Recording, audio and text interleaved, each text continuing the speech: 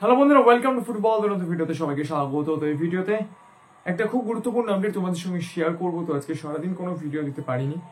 তো আজকে east Bengal coach Carlos কোয়াদ্রাদের সঙ্গে ইস্ট বেঙ্গল শীর্ষ কর্তা দেবব্রত সরকার বাবুর একটা মিটিং হয়েছে। তো সেখানে তোমরা অনেকেই জিজ্ঞেস করছো যে এই মিটিংয়ে কি কার্লোস কোয়াদ্রাদকে কোনো রকম ইয়েলো কার্ড দেখানো হলো, তার চাকরি চলে যেতে পারে, এরকম কি কোনো ব্যাপার রয়েছে? তো প্রথমেই বলে দিচ্ছি, এরকমটা কিন্তু একেবারেই নয়। মিটিংয়ে এমন কোনো কিছু ডিসকাশন হয়নি যার উপর বেস করে, মানে আমাদের কাছে যতটা আপডেট রয়েছে তার উপর বেস করে তোমাদেরকে বলতে পারি যে চাকরি চলে যাচ্ছে। ঠিক আছে? তো অনেকে তোমরা বলতে পারো আমরা কি মিটিংয়ে ছিলাম? আমাদের কাজই হচ্ছে খবর বের করে নিয়ে আসা, এটাই হচ্ছে বক্তব্য। তো একটাই কথা বলবো, এমন কিছু হয়নি যার রেসপেক্টে আমরা বলতে পারি যে কার্লোস কোয়াদ্রাদের সঙ্গে এই মুহূর্তে কোনো হিট কনভারসেশন হয়েছে ইস্ট বেঙ্গল ম্যানেজমেন্টে।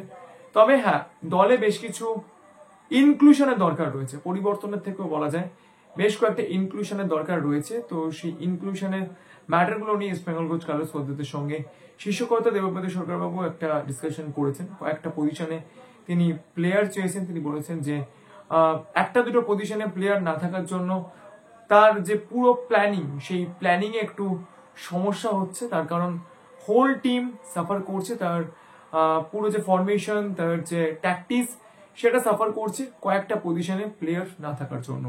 তিনি সেই কয়েকটা পজিশনকে মেনশন করে বলেছেন যে এখনো পর্যন্ত যেহেতু টাইম রয়েছে, আরো 5-6 দিন রয়েছে ট্রান্সফার উইন্ডো বন্ধ হতে, এবং তারপরেও কয়েকজন ফ্রি প্লেয়ার্স অবশ্যই থাকবে।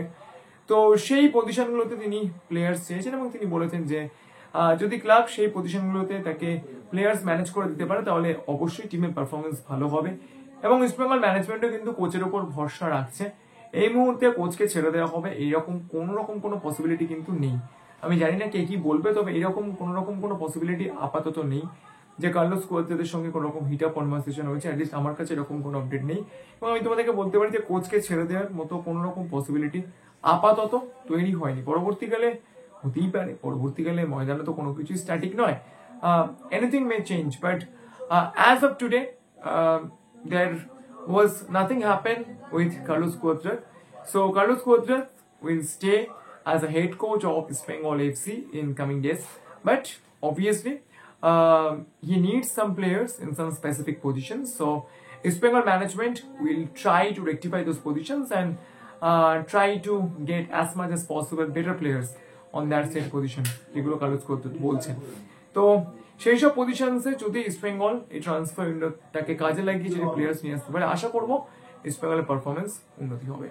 এইটুকুই বলার ছিল। যদি ভিডিওটা ভালো লাগে তাহলে বেশি লাইক করে দিও। মনে করো আমার চ্যানেল সাবস্ক্রাইব করতে ভুলো না, কারণ সবসময় তোমরা সাবস্ক্রাইব করলেই কিন্তু আরো ভালো ভিডিও মোটিভেশন পাওয়া যায়। তো চলো আপনাদের এই পর্যন্ত দেখা হচ্ছে পরের ভিডিওতে।